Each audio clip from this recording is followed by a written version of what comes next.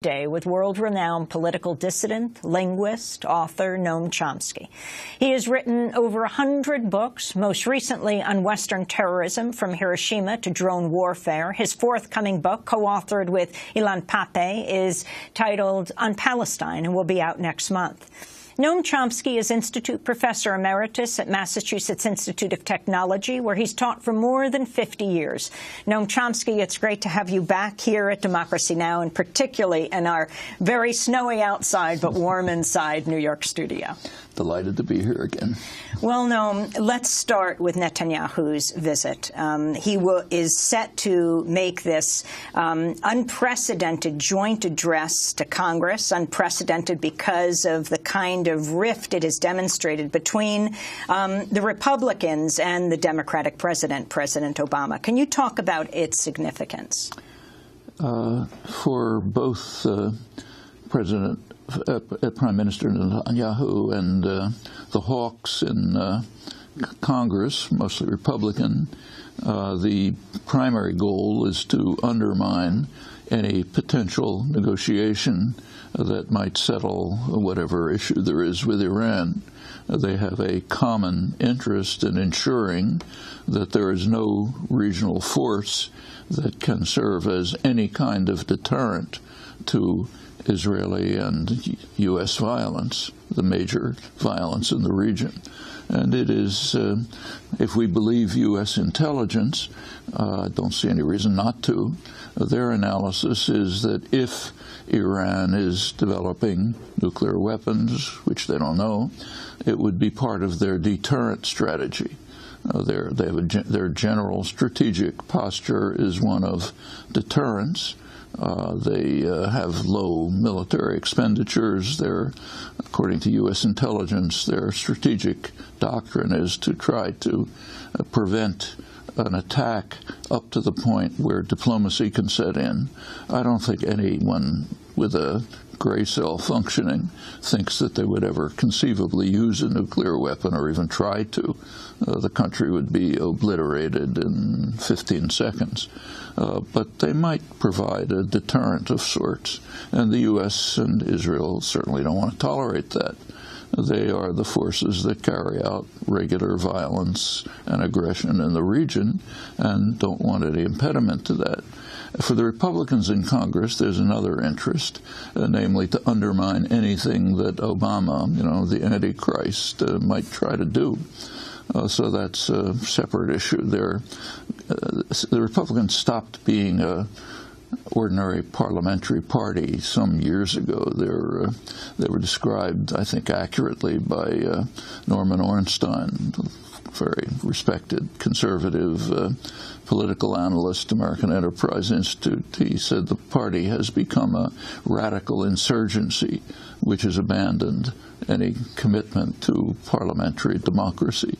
And their goal for the last years has simply been to undermine anything that Obama might do in an effort to regain power and serve their primary constituency, which is the very wealthy and the corporate sector. They try to conceal this with all sorts of other means, and doing so they've had to, you can't get votes that way, so they've had to mobilize sectors of the population which have always been there but were never mobilized into an organized political force. Evangelical Christians, extreme nationalists, terrified people who have to carry guns into Starbucks because somebody might be after them, and so on and so forth. That's a big force. And inspiring fear is not very difficult in the United States. It's a long history, back to colonial times, of as an extremely frightened society, which is an interesting story in itself. And mobilizing people in fear of them, whoever them happens to be, is an effective technique used over and over again. And right now, the Republicans have their non-policy has succeeded in putting them back in a position of at least congressional power. So this the attack on, this is a personal attack on Obama and intended that way, is simply part of that general effort. But there is a common strategic concern underlying it, I think, and that is pretty much what U.S. intelligence analyzes, preventing any deterrent in the region to U.S. and Israeli actions. You say that nobody with a great cell thinks that Iran would launch a strike were it to have nuclear weapons, but yet Netanyahu repeatedly accuses Iran of planning a new genocide against the Jewish people. He said this most recently on Holocaust Remembrance Day in January, saying that the Ayatollahs are planning a new Holocaust against us. And that's an argument that's taken seriously here. It's taken seriously by people who don't stop to think for a minute. But again, Iran is under extremely close surveillance. U.S. Satellite surveillance knows everything that's going on in Iran. If Iran even began to load a missile, that is, to bring a missile near a weapon, the country would probably be wiped out.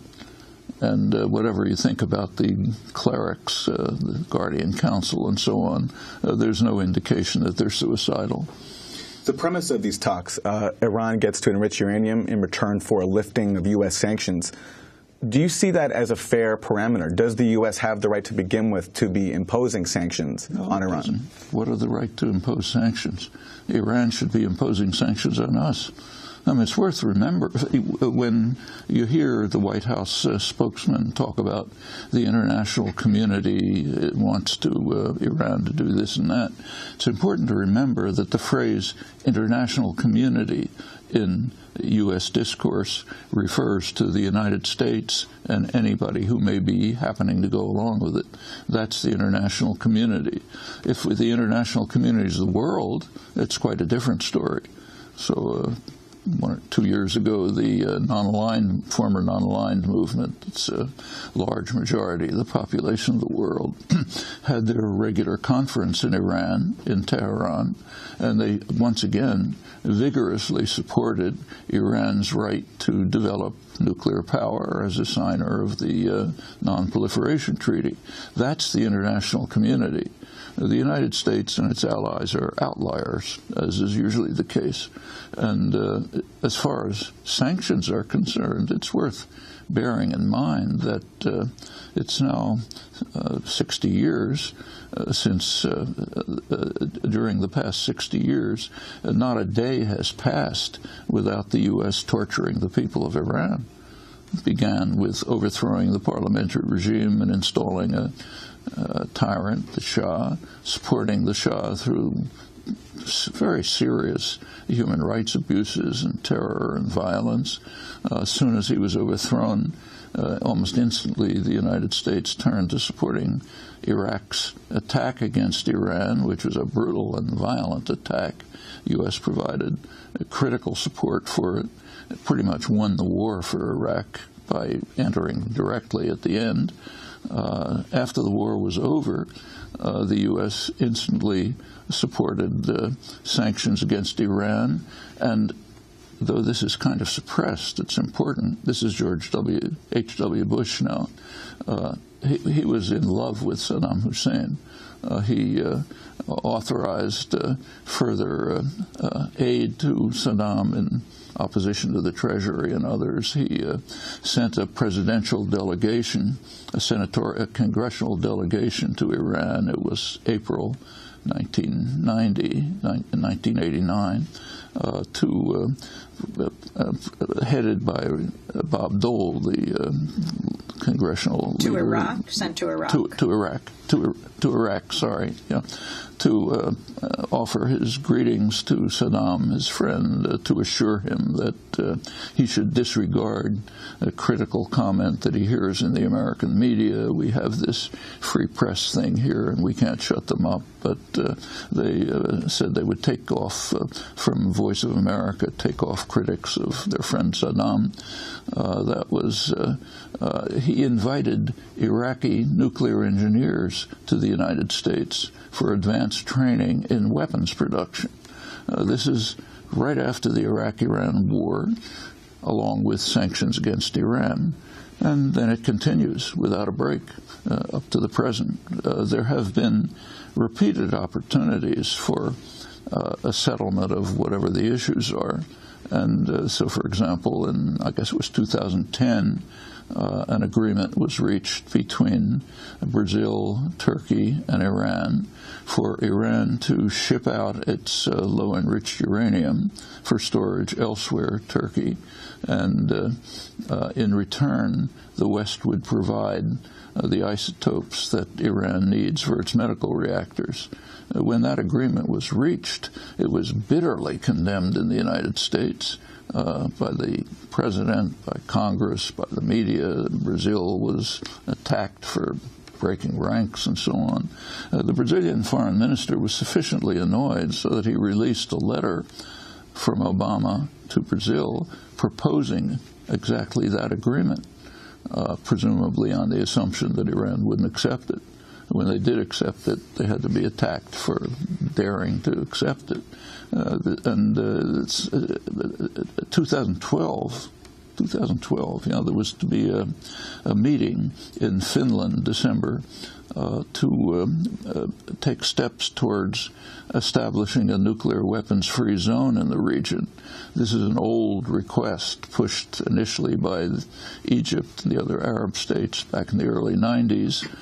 There's so much support for it that the U.S. formally agrees, but not in fact, and has repeatedly tried to undermine it. This is under the UN auspices, and the meeting was supposed to take place in December. Israel announced that they would not attend. Question on everyone's mind is, how will Iran react? They said that they would attend unconditionally. A couple of days later, Obama canceled the meeting, claiming the situation's not right for it and so on. But that would be, even steps in that direction would be an important move towards eliminating whatever issue there might be. Of course, the stumbling block is that there is one major nuclear state, Israel. And if there's a Middle East nuclear weapons-free zone, there would be inspections, and neither Israel nor the United States will tolerate that. I want to ask you about major revelations that have been described as the biggest leak since Edward Snowden. Last week, Al Jazeera started publishing a series of spy cables from the world's top intelligence agencies. In one cable, the Israeli spy agency Mossad contradicts Prime Minister Netanyahu's own dire warnings about Iran's ability to produce a nuclear bomb within a year. In a report to South African counterparts in October 2012, the Israeli Mossad concluded Iran is not performing the activity necessary to produce weapons. The assessment was sent just weeks after Netanyahu went before the UN General Assembly with a far different message. Netanyahu held up a cartoonish diagram of a bomb with a fuse to illustrate what he called Iran's alleged progress on a nuclear weapon. This is a bomb. This is a fuse. In the case of Iran's nuclear plans to build a bomb, this bomb has to be filled with enough enriched uranium. And Iran has to go through 3 stages. By next spring, at most by next summer, at current enrichment rates, they will have finished the medium enrichment and move on to the final stage. From there, it's only a few months, possibly a few weeks, before they get enough enriched uranium for the first bomb. A red line should be drawn right here.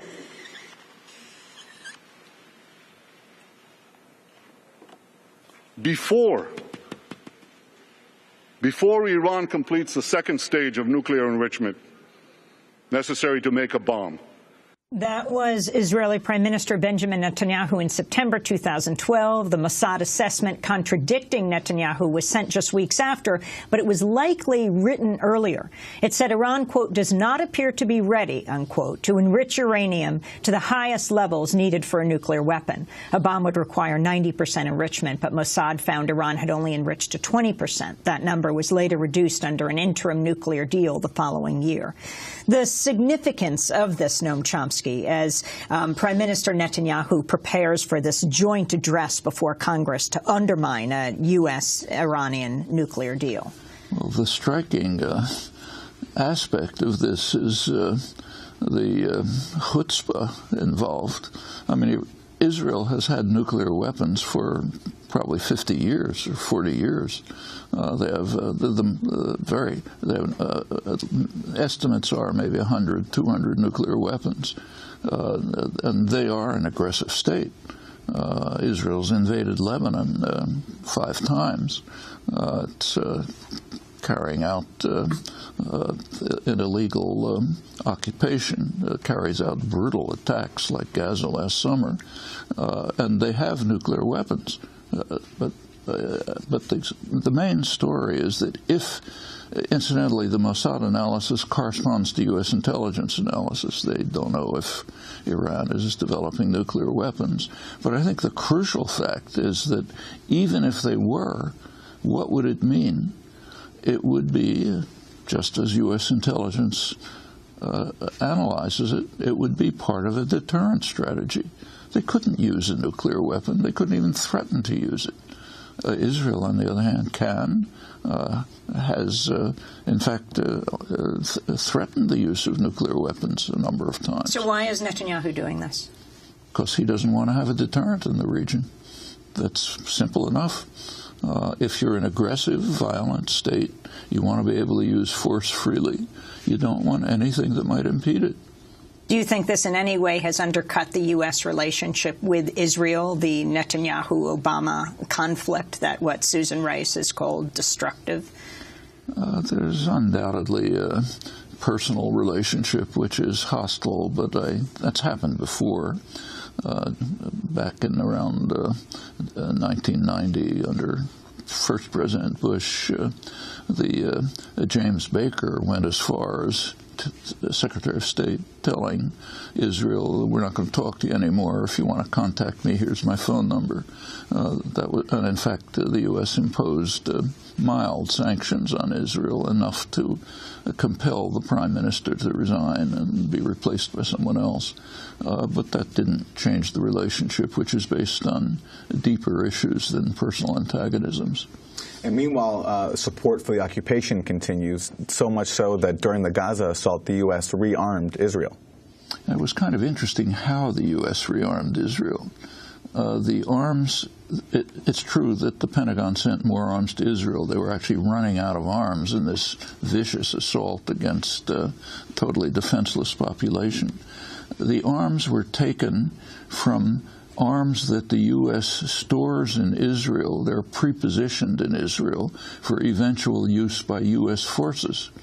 That's one part of the U.S.-Israel strategic alliance. One small part of it is that Israel is regarded as essentially an offshore military base.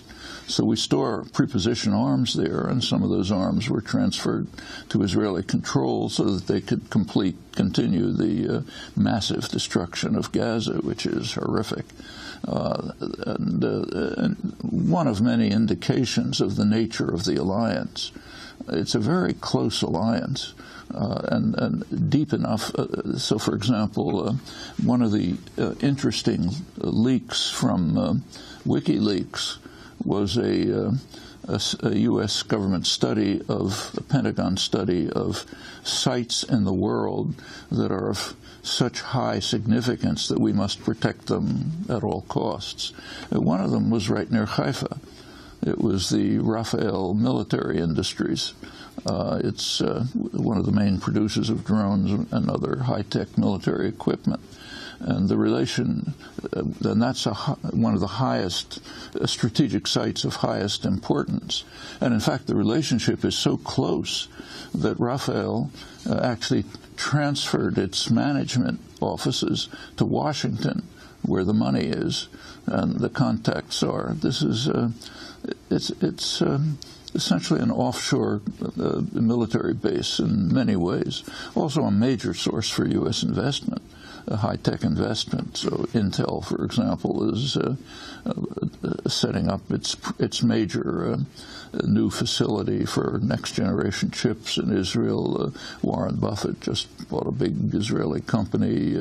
There are many very close relationships, and they're not going to be affected by a personal conflict between Baker and Shamir or Obama and Netanyahu. And the Obama administration has taken great pains, even as this division has taken place, to show its support for Israel. On Sunday, Secretary of State John Kerry said the U.S. has intervened on Israel's behalf hundreds of times in the international arena. That was U.S. Secretary of State on ABC's This Week, Noam Chomsky. One of them was actually received a fair amount of publicity because it was so remarkable. That was, I suppose, February 2011, roughly, at the UN Security Council. There was a resolution proposed to the Security Council calling on Israel to abide by official U.S. policy. The official U.S. policy is objection to settlement expansion. It's a pretty minor issue, incidentally. That's what's talked about. But the issue is the settlements, not the expansion. They're all illegal. They're criminal activities. They undermine any hope for any peaceful settlement. But U.S. policy is that settlement expansion is, as they put it, not helpful to peace. The Security Council proposed a resolution asking Israel to abide by official U.S. policy. Obama vetoed it. Yeah, that's real support for Israel. We're going to break and then come back. Now, democracynow.org, the War and Peace Report. I'm Amy Goodman with Aaron Mate. Our guest for the hour is MIT Institute Professor Emeritus Noam Chomsky, known around the world for his political writings. We're going to turn right now to the issue of Russia and Ukraine. Secretary of State John Kerry's meeting with Russian counterpart Sergei Lavrov in Geneva to discuss the conflict in Ukraine. The meeting comes just days after Kerry publicly accused Russian officials of lying to his face about their military support for separatist rebels. Russia and Ukraine are also holding direct talks in Brussels to resolve a dispute over delivery of Russian gas. The UN said today the death toll from the nearly year-old conflict has topped 6,000. A recent ceasefire continues to hold over a shaky start. Also in Russia, the murder this weekend on Friday night of the opposition leader Boris Nemtsov, a former deputy prime minister turned dissident politician. Nemtsov was shot dead Friday night near Red Square. He was going to lead a major rally that was critical of Vladimir Putin on Sunday. It grew much larger after his death, with tens of thousands, perhaps 50,000 people marching past the Kremlin carrying signs reading, "I am not afraid." Noam Chomsky, if you can comment on what's happening in Russia and Ukraine. What's happening is quite ugly, and I think the criticisms are mostly accurate, but they're kind of beside the point. There's a background that we have to think about. It's fashionable now in the United States and Britain to condemn Putin as some sort of distorted mind. There's an article in Psychology Today analyzing his brain, asking why he's so arrogant. He's been accused of having Asperger's, irritable, rat-faced man, as he's described by Timothy Garton Ash, and so on. This is all very reminiscent of the early 1950s, when I was a graduate student then. At that time, the U.S. had overwhelming power, and it was able to use the United Nations as a battering ram against its enemy, the Soviet Union. So Russia was, of course, vetoing lots of resolutions condemning it. And the leading anthropologists in the United States and England began to analyze why the Russians are so negative. What makes them say no at the United Nations all the time? And their proposal was that the Russians are negative because they raise their children in swaddling clothes, and that makes them negative. The 3 or 4 of us at Harvard who thought this was ridiculous, used to call it diaperology. That's being reenacted, the takeoff on Kremlinology. This is being reenacted right now. But the fact is, whatever you think about Putin, okay, irritable, rat-faced man with Asperger's, whatever you like, the Russians have a case, and you have to understand the case. And the case is understood here by people who bother to think. So, for example, there was a lead article in Foreign Affairs, the main establishment journal, by John Mearsheimer with a title like something like "The West is Responsible for the Ukraine Crisis." And he was talking about the background. The background begins with the fall of the Soviet Union, 1989, 1990. There were negotiations between President Bush, James Baker, and Mikhail Gorbachev about how to deal with the issues that arose at the time. A crucial question is what happens to NATO. NATO had been advertised since its beginning as necessary to protect Western Europe from the Russian hordes. Okay, no more Russian hordes, so what happens to NATO? Well, we know what happened to NATO, but the crucial issue was this. Gorbachev agreed to allow Germany, a unified Germany, to join NATO, a hostile military alliance. It's a pretty remarkable concession if you think about the history of the preceding century, half-century. It's Germany alone had practically destroyed Russia several times, and now he was agreeing to have Germany join a hostile military alliance led by the only superpower. But there was a quid pro quo that NATO would not move 1 inch to the east. That was the phrase that was used in the interchanges, meaning to East Germany. And on that condition, they went forward. NATO immediately moved to East Germany. When Gorbachev vigorously protested, naturally, he was informed by the United States that it was only a verbal commitment. It wasn't on paper. The unstated implication is if you're naive enough to think you can make a gentleman's agreement with us, it's your problem. They didn't say that. I'm saying that. But the NATO moved to East Germany. Under Clinton, moved right up to Russia's borders. Just a couple of weeks ago, U.S. Military equipment was taking part in a military parade in Estonia, a couple hundred yards from the Russian border. Russia is surrounded by U.S. offensive weapons. Sometimes they're called defense, but they're all offensive weapons. And the idea that the new government in Ukraine that took over after the former government was overthrown, last December, late December, it passed a resolution overwhelmingly, I think something like 308 or something, announcing its intention to take steps to join NATO.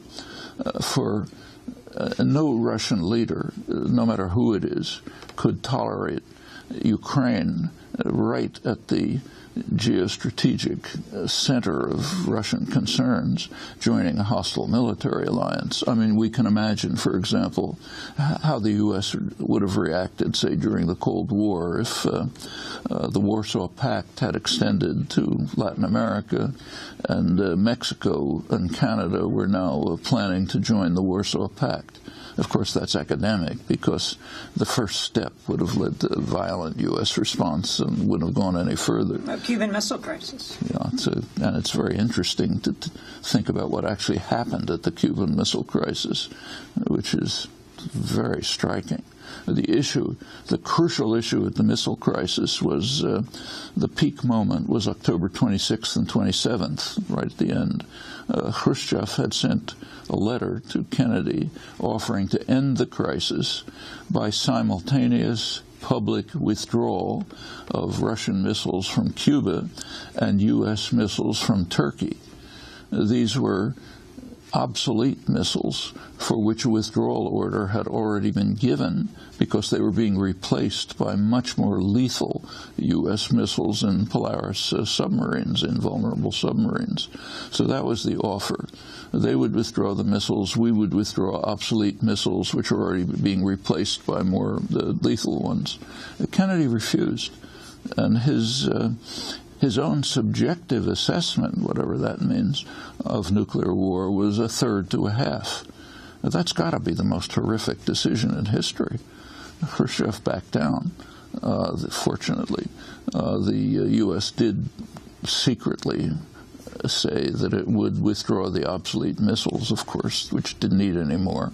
But if you take a look at the balance of power that was assumed to be legitimate, you have to establish the principle that we have a right to surround anyone with lethal offensive weapons that can obliterate them in a second, but they can't do anything anywhere near us. Same as take a look at the conflict with China over the maritime conflict. Where is it taking place? I mean, is it off the coast of California? Is it in the Caribbean? No, it's off the coast of China. That's where we have to protect what we call freedom of the seas, not in China's waters. This is a part of the concept that we basically own the world. And we have a right to do anything anywhere we like, and nobody has a right to stand up to it. Now, in the case of the Ukraine, whatever you think about Putin, think he's the worst monster since Hitler, they still have a case. And it's a case that no Russian leader is going to back down from. They cannot accept the Ukrainian move of the current government to join NATO, even probably the European community.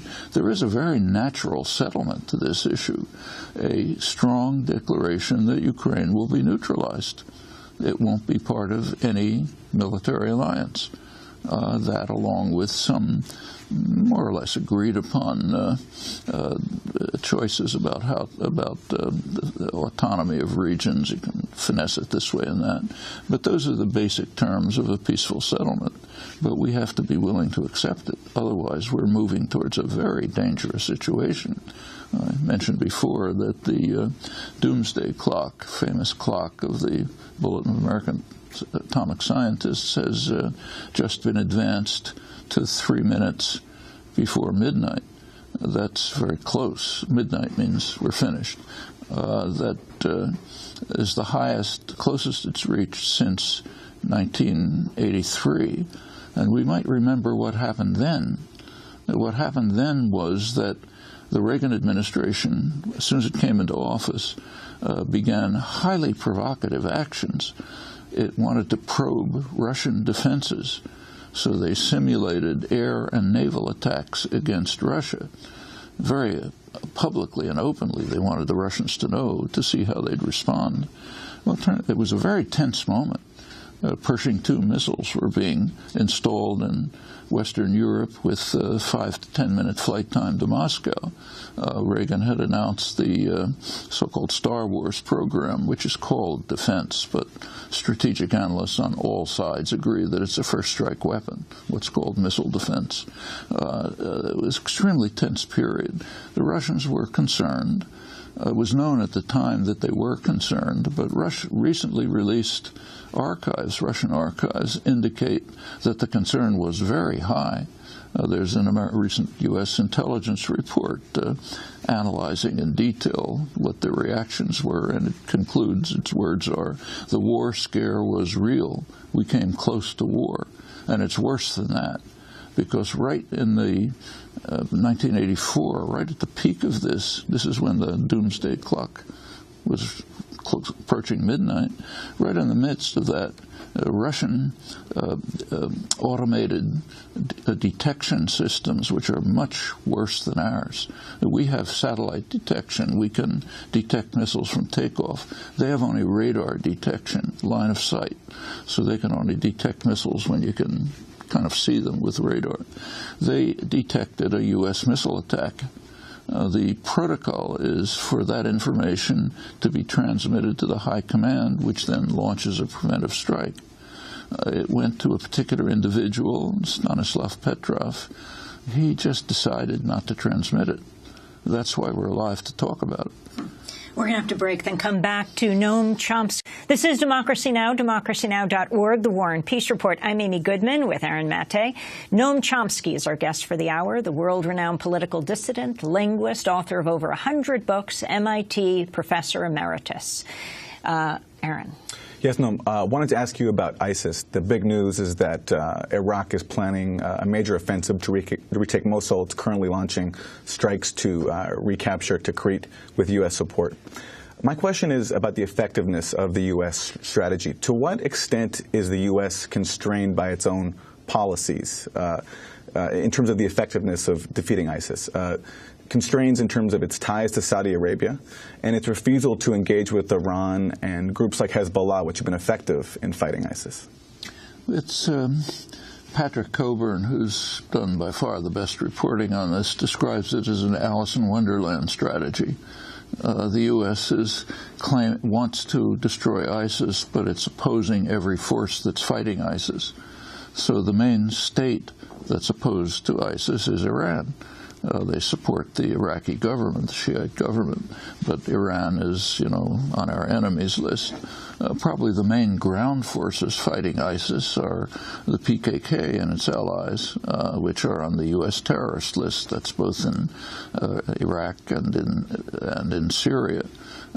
Saudi Arabia, our major ally, along with Israel, is both traditionally, for a long time, the main funder of ISIS and similar groups, not necessarily the government, rich Saudis, other people in the Emirates. Not only the funder, but they're the ideological source.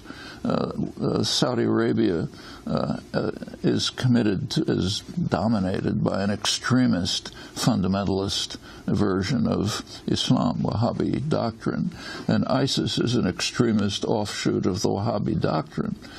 Saudi Arabia is a missionary state. It establishes schools, mosques, spreading its radical Islamic version.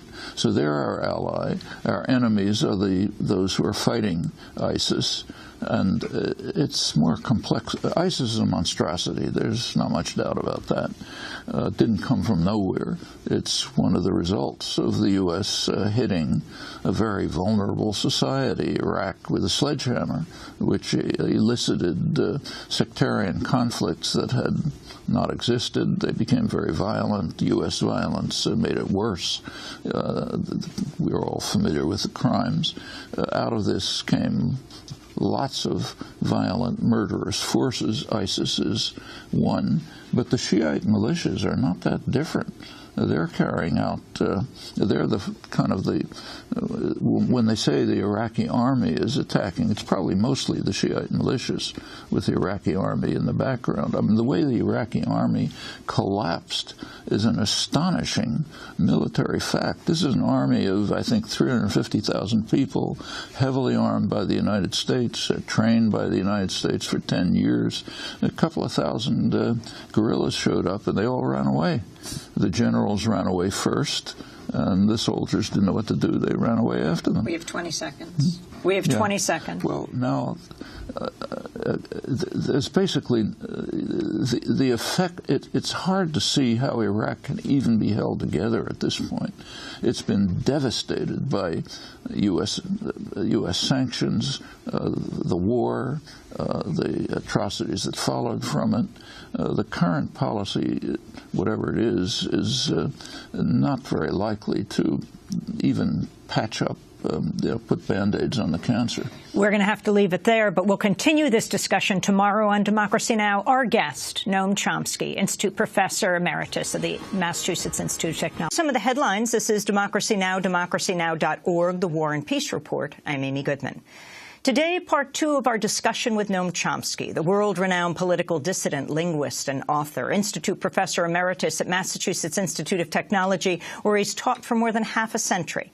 On Monday on Democracy Now!, Aaron Mate and I interviewed him about Israeli Prime Minister Benjamin Netanyahu's speech on Iran to Congress. Today, in part 2, we look at blowback from the U.S. drone program, the legacy of slavery in the United States, the leaks of Edward Snowden, U.S. meddling in Venezuela, and the thawing of U.S. U.S.-Cuba relations. We began by asking Professor Chomsky how the U.S. should respond to the self-proclaimed Islamic State. It's very hard to think of anything serious that can be done. I mean, it should be settled diplomatically and peacefully to the extent that that's possible. It's not inconceivable. I mean, there are ISIS, it's a horrible manifestation of hideous actions. It's a real danger to anyone nearby, but so are other forces. And we should be getting together with Iran, which has a huge stake in the matter and is the main force involved, and with the Iraqi government, which is calling for and applauding Iranian support, and trying to work out with them some arrangement which will satisfy the legitimate demands of the Sunni population, which is what ISIS is protecting and defending and gaining their support from. They're not coming out of nowhere. I mean, they are one of the effects, the main effects of the U.S. invasion of Iraq. There are many horrible effects, but one of them was to incite sectarian conflicts that had not been there before. If you take a look at Baghdad before the invasion, Sunni and Shia lived intermingled, same neighborhoods, they intermarried. Sometimes they say that they didn't even know if their neighbor was Sunni or Shia. It was like knowing what Protestant sect your neighbor belongs to. There was pretty close. It wasn't. I'm not claiming it wasn't utopia. There were conflicts, but there was no serious conflict. So much so that Iraqis at the time predicted there would never be a conflict.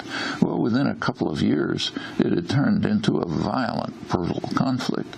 You look at Baghdad today, it's segregated. What's left of the Sunni communities are isolated. People can't talk to their neighbors. There's war going on all over. The ISIS is murderous and brutal. The same is true of the Shia militias which confronted, and this is now spread over the region. There's now a major Sunni-Shia conflict rending the region apart, tearing to shreds. Now, this cannot be dealt with by bombs. This is much more serious than that. It's got to be dealt with by steps towards recovering, remedying the massive damage that was initiated by the sledgehammer smashing Iraq and has now spread. And that does require diplomatic, peaceful means dealing with people who are pretty ugly. And we're not very pretty either, for that matter.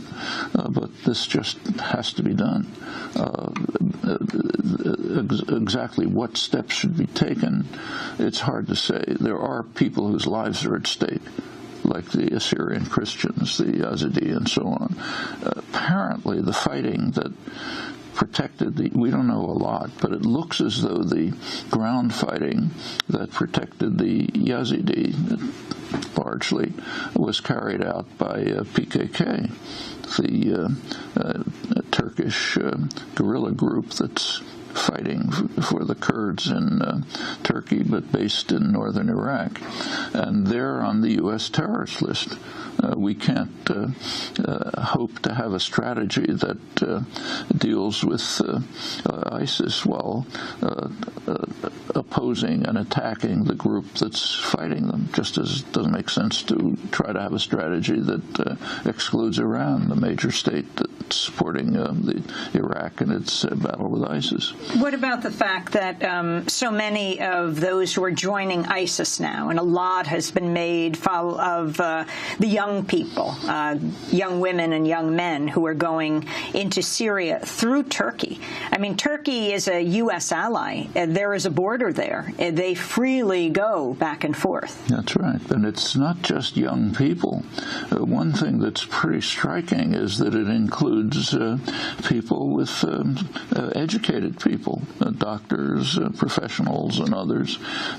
Whatever we may not like it, but ISIS is the idea of the Islamic Caliphate does have an appeal to large sectors of a brutalized global population, which is under severe attack everywhere, has been for a long time, and something has appeared which has an appeal to them.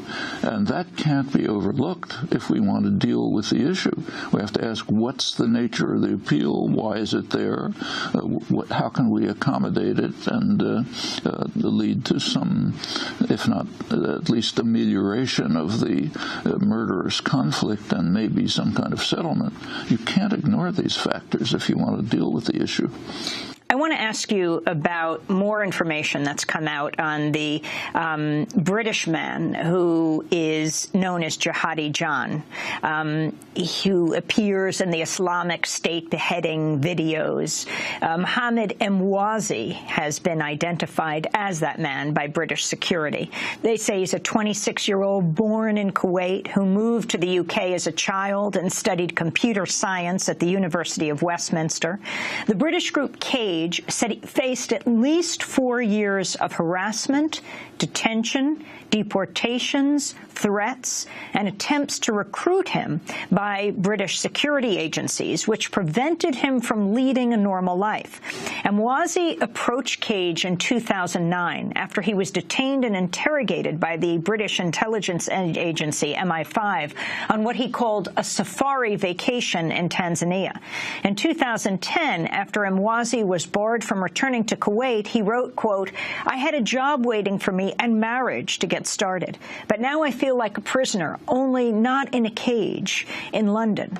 In 2013, a week after he was barred from Kuwait for a third time, Emwazi left home and ended up in Syria. At a news conference, Cage research director Asim Qureshi spoke about his recollections of Emwazi and compared his case to another British man, Michael Adebolojo, who hacked a soldier to death in London in 2013. Sorry, it's quite hard because he's such a. I'm really sorry. I didn't expect. He was such a beautiful young man. Really, it's hard to imagine the trajectory, but it's not a trajectory that's unfamiliar for us. We've seen Michael Adebolojo, once again somebody that I met, who came to me for help, looking to change the situation in the system. When are we going to finally learn that when we treat people as if they're outsiders, they will inevitably feel like outsiders and they will look for belonging elsewhere? That's Cage research director Asim Qureshi. Your response to this, Noam Chomsky? He's right. If you take a look at those who perpetrated the crimes in Charlie Hebdo, they also have a history of oppression, violence. They come from an Algerian background. The horrible French participation in the murderous war in the 90s in Algeria is their immediate background. They live in these harshly repressed areas. And there's much more than that. So you mentioned that information's coming out about so-called Jihadi John. You read the British press, other information is coming out, which we don't pay much attention to. For example, The Guardian had an article a couple of weeks ago about a Yemeni boy, I think it was about 14 or so, who was murdered in a drone strike. And shortly before, they had interviewed him about his history. His parents and family went through them, were murdered in drone strikes. He watched them burned to death. We get upset about beheadings. They get upset about seeing their father burned to death in a drone strike. He said they live in a situation of constant terror, not knowing when the person 10 feet away from you is suddenly going to be blown away. That's their lives.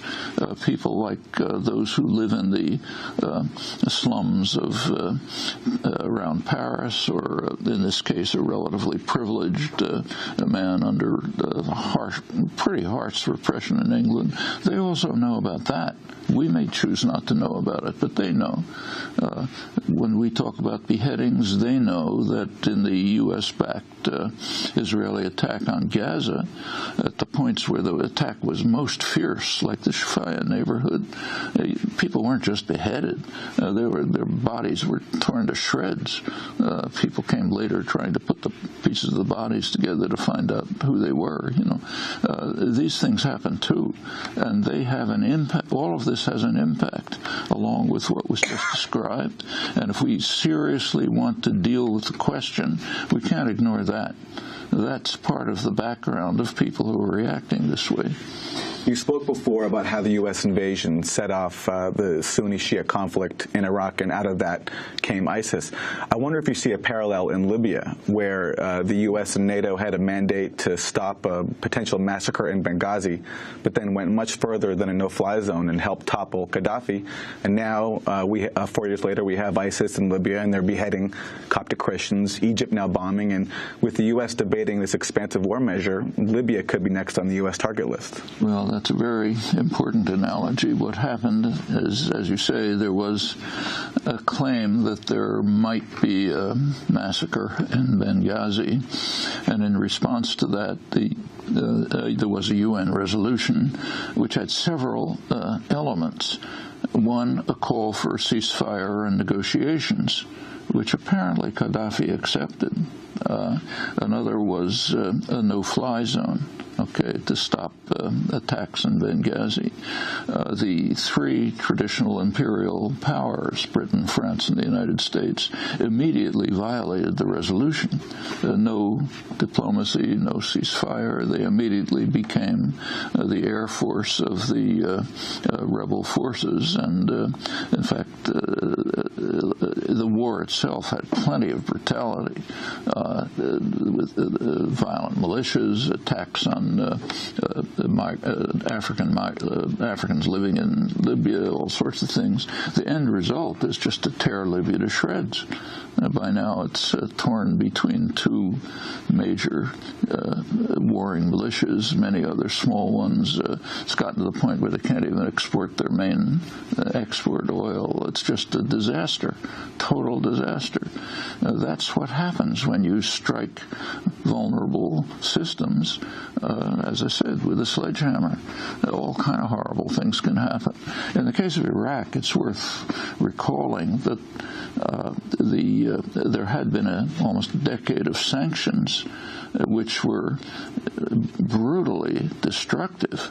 We can, if we like, know about the sanctions. People prefer not to, but we can find out.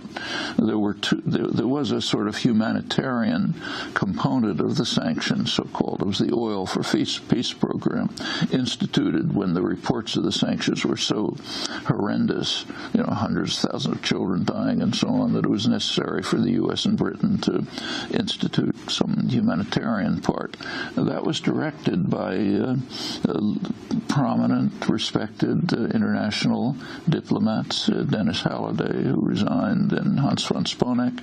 Both Halliday and von Sponeck resigned because they called the humanitarian aspect genocidal. That's their description. Von Sponeck published a detailed, important book on it called, I think, A Different Kind of War or something like that, which I've never seen a review of or even a mention of in the United States, which detailed in great detail exactly how these sanctions were devastating the civilian society supporting Saddam, because the people had to simply huddle under the umbrella of power for survival. Probably, they didn't say this, but I'll add it, probably saving Saddam from the fate of other dictators who the U.S. had supported and were overthrown by popular uprisings. And there's a long list of them. Somoza, Marcos, Mobutu, Duvalier, even Ceausescu, the U.S. was supporting. They were overthrown from within. Saddam wasn't because the civil society that might have carried that out was devastated. He had a pretty efficient rationing system. People were living on it for survival, but it severely harmed the civilian society. Then comes the war, massive war, plenty of destruction, destruction of antiquities. There's no, properly denunciation of ISIS for destroying antiquities. The U.S. invasion did the same thing. Millions of refugees, horrible blow against the society. These things have terrible consequences. Actually, there's an interesting interview with Graham Fuller. He's one of the leading Middle East analysts, long background in CIA, U.S. intelligence. In the interview, he says something like, the U.S. created ISIS. He hastens to add that he's not joining with the conspiracy theories that are floating around the Middle East about how the U.S. is supporting ISIS. Of course, it's not. But what he says is the U.S. created ISIS in the sense that we established the background from which ISIS developed as a terrible offshoot, and we can't overlook that. MIT professor Noam Chomsky. When we come back from break, he talks about Cuba, U.S. relations with Venezuela, Edward Snowden, U.S. drones, the legacy of slavery, and a new chapter in Noam's own life. Stay with us. Democracy Now!, democracynow.org, The War and Peace Report. I'm Amy Goodman. As we continue our conversation with Noam Chomsky, we turn now to Latin America. Democracy Now!'s Aaron Mate sat down with Noam Chomsky yesterday on Democracy Now!, the MIT professor emeritus. We asked him to talk about the thawing of U.S.-Cuba relations and U.S. meddling in Cuba. The U.S. has been at war with Cuba since late 1959. Cuba had been essentially a colony of the United States, virtual colony. In January 1959, the Castro guerrilla forces took over. By late that year, around October, U.S. planes were already bombing Cuba from Florida. In, I think it's March 1960, there was a formal decision internally to overthrow the government. John F. Kennedy came in shortly after, got the Bay of Pigs. After the Bay of Pigs, there was almost hysteria in Washington about how to punish the Cubans for this. Kennedy made some incredible speeches about how, the future of the world is at stake and dealing with Cuba and so on. The U.S. launched a major terrorist war against Cuba.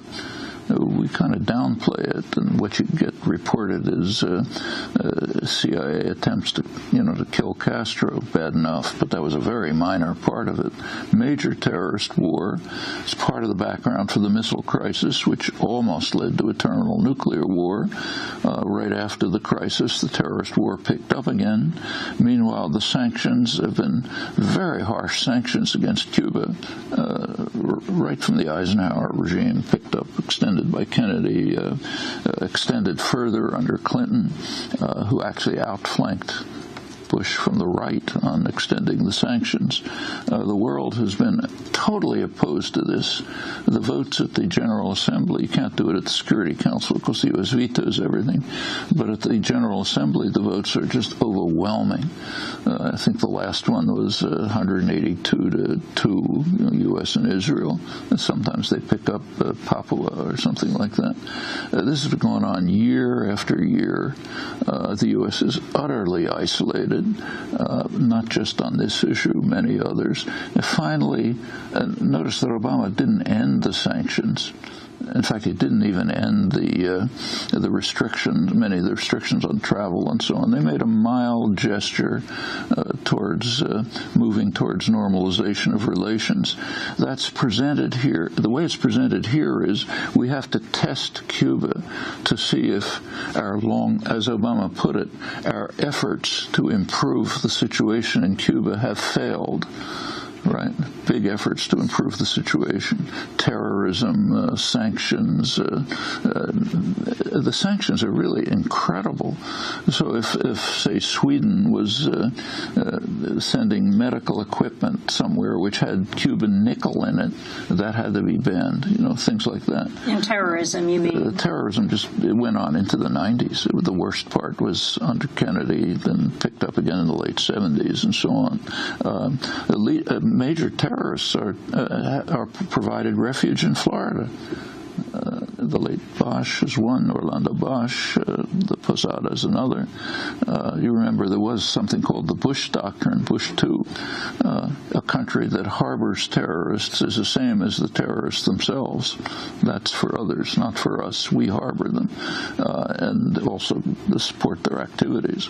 But we have to test Cuba to see if they're making successful gestures now that our old policy of bringing freedom and democracy didn't work, so we have to try a new policy. I mean, the irony of this is almost indescribable. The fact that these words can be said is shocking.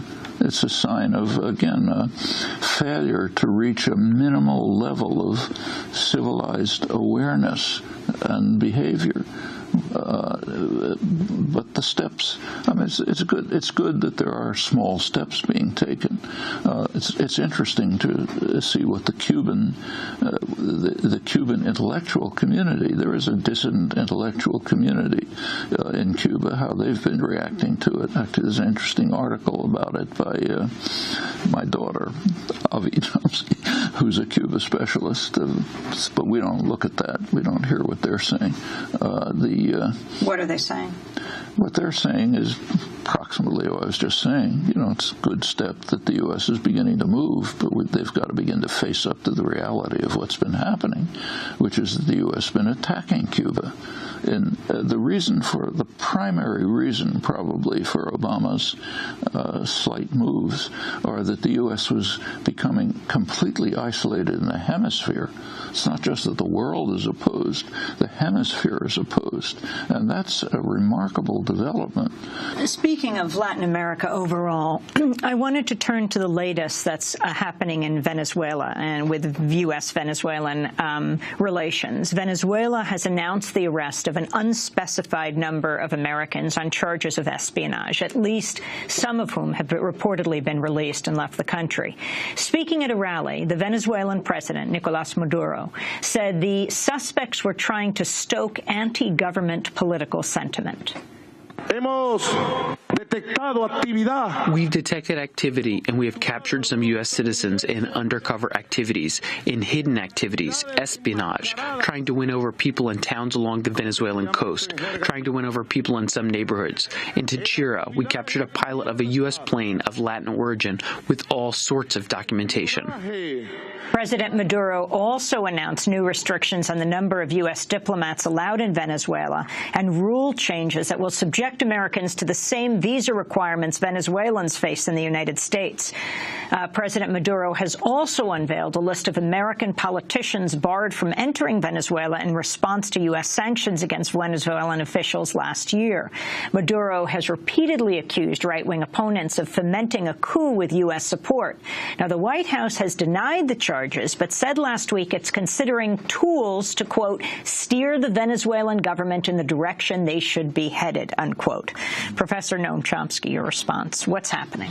Well, one kind of question we should immediately ask ourselves is brought up by your observation that Venezuela is planning to impose on U.S. citizens the same restrictions that the United States imposes on Venezuelans. Why do we impose those restrictions? Suppose, say, that Iran was sending people to the United States to foment opposition to the government and a call for changing the regime. How would we react to that? Unimaginable. But we consider it our right to do that elsewhere. Incidentally, this is not a justification of Venezuelan actions. The fact that we do it doesn't make it justified. If others do it, no, it's not justified. Venezuela has severe internal problems. There's no doubt about that. What is your assessment of Maduro and how he compares to President Chavez? Well, Chavez had charisma and popular support, an appeal that Maduro doesn't have. But there are difficult economic circumstances to face within Venezuela. The economy is in difficult shape.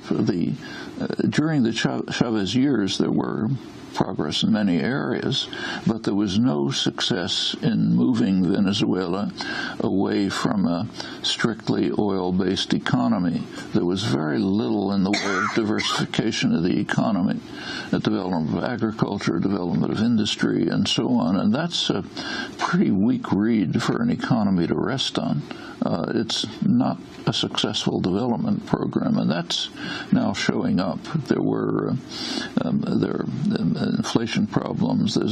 They were never able to deal with the problem of internal violence. It's not the most violent country in the hemisphere, but it's pretty bad. And these are serious internal problems. They're undoubtedly being exacerbated to some extent by U.S. involvement. By rights, we should be trying to support Venezuela to overcome its internal problems, not trying to light fires that'll make them worse. How could the U.S. do that? We could, for example, eliminate those restrictions that you're talking about. We could be providing economic and technical assistance that could be used to overcome internal difficulties. These are things that could be done. Instead, what we're doing is maintaining a position of extreme hostility. This is not there's plenty of problems internally, and our actions are purposely making them worse. It's not by accident. The U.S. government wants to make them worse because it wants the regime overthrown. Chavez's own estimate, whether it's accurate or not, I can't judge, but what his position is that the United States was willing to tolerate his government up to the point when he began to play a significant role in OPEC and convinced the OPEC countries, the oil-producing countries, to lower production in order to raise prices. And the U.S.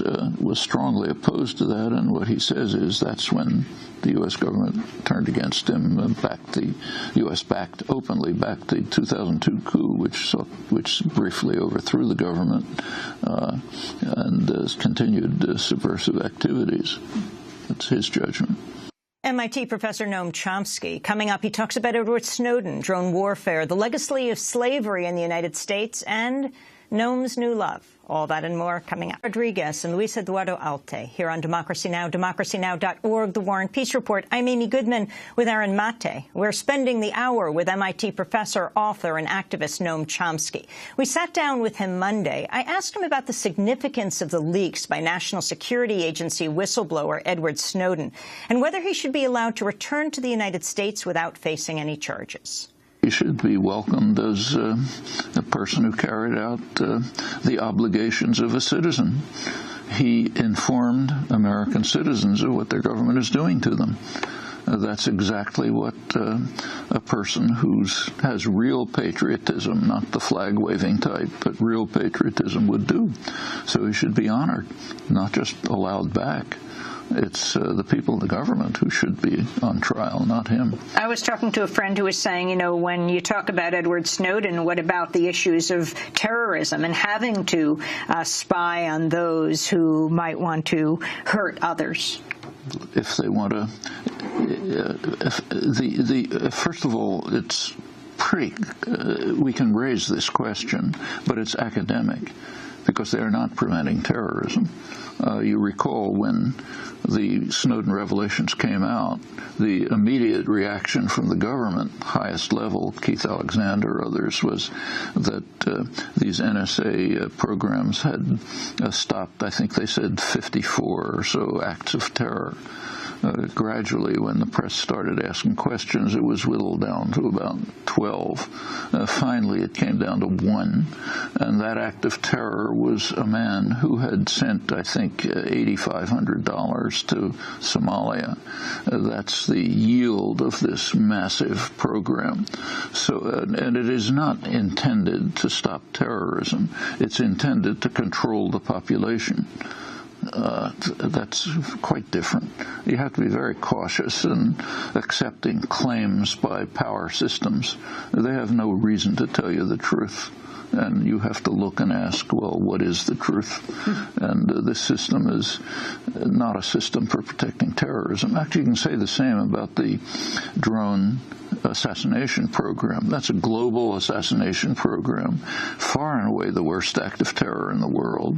It's also a terror-generating program, and they know it. From high places, you can find quotation after quotation where they know it. I take this one case that I mentioned before, this child who was murdered in a drone strike, and after having watched his family burned to death by drone strikes. In Yemen. What's the effect of this on people? Well, it's to create terror. The close analyses have shown that that's exactly what happens. It's a very important book by Akbar Ahmed, who's a important anthropologist who's a Pakistani who studies tribal systems. He'd worked in the Northwest Territories and so on, and it's called The Thistle and the Drone. And he goes through in some detail the effect on tribal societies of simply murdering, from their point of view, just murdering people at random. The drone attacks, remember, are aimed at people who are suspected of maybe someday wanting to harm us. I mean, suppose, say, that Iran was killing people in the United States and Israel who they thought might someday want to harm them. They could find plenty of people. Would we consider that legitimate? It's, again, we have the right to carry out mass murder of suspects who we think might harm us someday.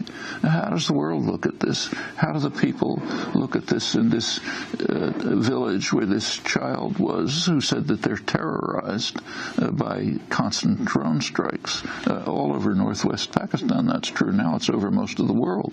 The U.S. so-called war against terror has been a smashing success. There was a small group up in the tribal areas of mostly Pakistan, Afghanistan, Al-Qaeda. We have succeeded in spreading it over the whole world. Now they're all everywhere. West Africa, Southeast Asia, simply generating more and more terror. And I think it's not that the U.S. is trying to generate terror. It's simply that it doesn't care. I wanted to ask you about Syriza in Greece, a movement that started as a grassroots movement. Now they have taken power, Prime Minister Alexis Tsipras. And then you have Spain right now. We recently spoke to Pablo Iglesias, the Secretary General of the group called Podemos that was founded, an anti-austerity party that has rapidly gained popularity. A month after establishing itself last year, they won 5 seats in the European Parliament, and some polls show they could take the next election, which would mean that Pablo Iglesias, the 36-year-old political science professor and longtime activist, could possibly become the Prime Minister of Europe's 5th largest economy. He came here to New York for just about 72 hours, and I asked him to talk about what austerity measures have meant in Spain. Austerity means that people is expulsed of their homes. Austerity means that the social services don't work anymore. Austerity means that public schools have not the elements, the means to develop their activity. Austerity means that the countries have not sovereignty anymore, and we became a colony of the financial powers and a colony of Germany. Austerity probably means the end of democracy. I think if we don't have democratic control of economy, we don't have democracy. It's impossible to separate economy and democracy, in my opinion. That was Pablo Iglesias, the head of this new anti-austerity group in Spain called Podemos, which means in English, we can. The significance of these movements. It's very significant, but notice the reaction. The reaction to Syriza was extremely savage. They made a little bit of progress in their negotiations, but not much. The Germans came down very hard on them. You mean in dealing with the debt? In dealing with them, and sort of forced them to back off from almost all their proposals. What's going on with the austerity is really class war. As an economic program, austerity under recession makes no sense. It just makes the situation worse. So the Greek debt relative to GDP has actually gone up during the period of which is the policies that are supposed to overcome the debt. In the case of Spain, the debt was not public debt, it was private debt. It was the actions of the banks. And that means also the German banks. Remember, when a bank makes a dangerous, a risky borrowing, somebody's making a risky lending. And the policies that are designed by the Troika, are basically paying off the banks, the perpetrators, much like here. The population is suffering. But one of the things that's happening is that the social democratic policies, so-called welfare state, is being eroded. That's class war. It's not an economic policy that makes any sense as to end a serious recession. And there is a reaction to it. Greece, Spain, some in Ireland, growing elsewhere, France, but it's a very dangerous situation. Could lead to a right-wing response, very right-wing. The alternative to Syriza might be Golden Dawn, the neo-Nazi party. And then you have in the United States a movement around accountability overall. It's the 50th anniversary of the Selma Bloody Sunday, March 7th, when John Lewis, now a congressman, and scores of others had their heads beaten in by Alabama state troopers. It's 50 years later, and you have the Black Lives Matter movement. You have these stories repeatedly around the country of police officers killing young people and not so young people of color. What do you make of this movement, and do you see the anti-austerity movement in Europe, the accountability movement in the United States, the movement around climate change? Do you see these coalescing in any way? They should, but in actual fact, the degree of coalescence is not high. We should remember that, take Selma, if you listen to the rhetoric on Martin Luther King Day, it's instructive. It typically ends with the I Have a Dream speech and the voting rights. And Martin Luther King didn't stop there. He went on to condemning the war in Vietnam and to raising class issues. He began to raise class issues and turned to the North. At that point, he fell out of favor and disappeared. He was assassinated when he was trying to organize a poor people's movement, and he was supporting a sanitation worker strike in Memphis. There was supposed to be a march to Washington to establish a poor people's movement, appeal to Congress to do something about class issues. Well, the march actually took place after his death, led by his widow, ended up in Washington. They set up a tent city, Resurrection City. This is the most liberal Congress in history, probably. Tolerated it briefly, then sent in the police in the middle of the night and drove him out of town. And that's disappeared from the rhetoric on Martin Luther King Day. So it's okay to condemn a racist sheriff in Alabama, but not us, please. Don't touch our privilege and power. And that's a large part of the background. These issues are very real. There's more issues here. Racism is a very serious problem in the United States. There's take a look at the scholarly work on it, say George Fredrickson's study of white supremacy, comparative study. He concludes, I think, plausibly that the white supremacy in the United States was even more extreme and savage than in South Africa. Just think of our own history. You know, our economy, our wealth, our privilege relies very heavily on a century of horrifying slave labor camps. The cotton production was not just the fuel of the Industrial Revolution; it was the basis for the financial system, the merchant system, commerce, England as well. These were bitter, brutal slave labor camps. There's a recent study by Edward Baptiste which comes out with some startling information. It's called, actually the title is startling, something like "The Half Was Never Told," which is more or less true, was never told. But, for example, he shows pretty convincingly that in the slave labor camps, the plantations, we call them politely, the productivity increased more rapidly than in industry, with no technological advance, just the bullwhip. Just by driving people harder and harder to the point of survival, they were able to increase productivity and profit. And it's not just he also points out that the word torture is not used in discussion of this period. He introduces it, should be used. I mean, these are camps that could have impressed the Nazis, and it is a large part of the basis for our wealth and privilege. Is there a slave museum in the United States? Actually, the first one is just being established now by some private donor. I mean, this is the core of our history, along with the extermination or expulsion of the native population. But it's not part of our consciousness. Noam, you're headed off on a Latin America trip right now for a month. You'll be in Brazil. You'll be giving talks in Argentina. When you go to Brazil, you're going to be meeting your new family. Correct. And I was wondering if you could talk a little about that. Well, we've been talking about a variety of things that range from unpleasant to horrific, but that we shouldn't overlook the fact that the world has some wonderful things in it too.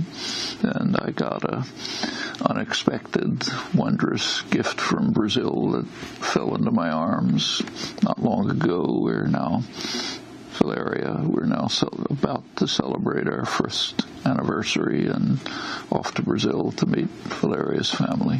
Mm-hmm. And what is that like for you? You are seen around the world by many as not only as a person who shares incredible political insight in the world, but really as a role model. And so can you talk personally about your own life? I'm a very private person. I've never talked about my own life much, but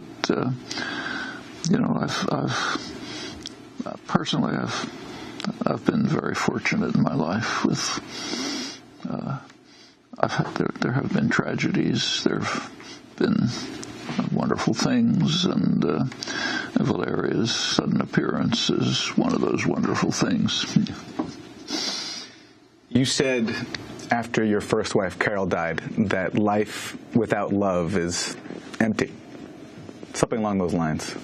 Can you talk about that? Well, I could produce some cliches which have the merit of being true. A life without love is a pretty empty affair. And your own tireless schedule, keeping up your lectures, writing extensive articles, and still tirelessly answering the emails from correspondence from people around the world. When I was in college, I remember I wrote you several times and got back these long, detailed answers on complex questions, and there's people across the globe who could attest to a similar experience. Do you feel a certain obligation to respond to people? Because nobody would fault you at the age of 86 now if you took more time for yourself. I don't know if it's an obligation exactly. It's a privilege, really. These are the important people in the world. I remember a wonderful comment by Howard Zinn about the countless number of unknown people who are the driving force in history and in progress. And that's people like, I didn't know you, but people like you writing from college. These are people who deserve respect, encouragement, the hope for the future. They're an inspiration for me personally. You mentioned your daughter Avi being an expert on Cuba, among others. You have 3 children that you and Carol raised, now broadening your family to Valeria as well. Can you talk about your philosophy of child rearing in a very politically active family? You have said in the past that you thought, because of your opposition to the war in Vietnam, for example, you might spend years in jail. Came very close. Came close enough so that by 1967, 68, when resistance activities were at their heights, and I was an unindicted co-conspirator in one trial, and the prosecutor announced I'd be the leading person in the next trial. But in which trial? Pardon? In which trial? These were the so-called trials of the resistance. The first was called the Spock-Coffin trial, although a lot to say about that. The next ones were called off mainly because of the Tet Offensive in Vietnam, which convinced the American business community that the war's going to drag on, and they, rather significant power play, they compelled Johnson to start backing off, and one of the things they did was end the trials. But it was serious enough so that my wife Carol went back to school after 16 years to finish up with her doctoral degree, since we had 3 kids to take care of. But during those years, although I was extremely active, I mean, there were times when I was giving 7 talks a day and going to demonstrations and so on, but I always took care to spend as much time as I could, quality time with kids when they were growing up. So what gives you hope? Things like what you described. Also the wonderful things in the world of the kind that I mentioned, like my wife. Professor, world-renowned linguist, dissident, author Noam Chomsky.